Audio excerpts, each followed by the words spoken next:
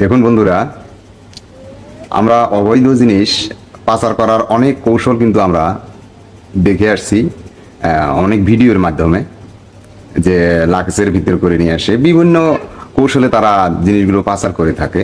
কিন্তু আজকের এই ভিডিওতে যেটা আমি দেখলাম, সেটা যে একটা চার্জার লাইট, সে চার্জার লাইটটাকেও তারা ছাড় দেয়নি। এত যে কৌশলটা অবলম্বন করছে, চার্জারের লাইটের ভিতরে যে ব্যাটারিটা আছে, সেই ব্যাটারির প্লেটগুলো ফালাই দিয়ে সেই ভাজে ভাজে স্বর্ণের বার কিন্তু ঢুকিয়ে রাখছে। ভিডিওটা দেখেন।